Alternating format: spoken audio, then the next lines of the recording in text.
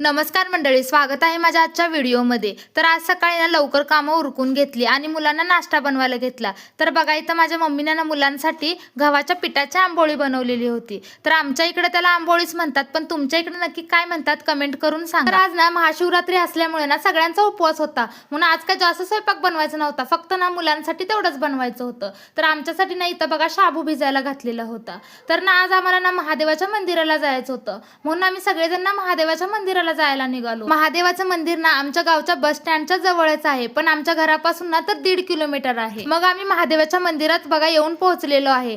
तर तुम्ही बघू शकता हे ना महादेवाचं मंदिर पण आहे, पण या मंदिराला ना नागोबाचा कट्टा पण म्हणतात। मंदिरात ना मुलांकडून ना महादेवाला दुधाचा अभिषेक घालून घेतला। तर आज ना खरंच खास दिवस होता, कारण आज महाशिवरात्री होती। तसं बघायला गेलं तर दरवेळेला आम्ही ना या मंदिरात जातच असतो, आणि आज ना मंदिरात खरंच खूप छान वाटत होतं, कारण सगळे भक्त ना आज मंदिरात येत होते। महादेवाच्या मंदिरातलं ना शांत वातावरण आणि तो घंटीचा आवाज ना एवढं छान वाटत होतं ना, जेवढं आपलं टेन्शनची काळजी सगळं विसरून जाऊन ना मनाला एकदम शांती आणि एकदम आनंद वाटत होता, आणि ते ना एकदम शब्दात पण सांगता येणार नाही एवढं छान वाटत होतं। मग आम्ही सगळेजण ना पाया पडून घरी यायला निघालो। तर आम्ही बघा फायनली घरी आलेलो आहे। आल्यानंतर साबुदाण्याची खिचडी आणि शेंगदाण्याची आमटी बनवली, मग सर्वांनी बसून ती खाल्ली। तर मंडळी, या व्हिडिओला लाईक, शेअर आणि चॅनलला सबस्क्राईब करा, आणि कमेंट मध्ये हर हर महादेव लिहायला विसरू नका।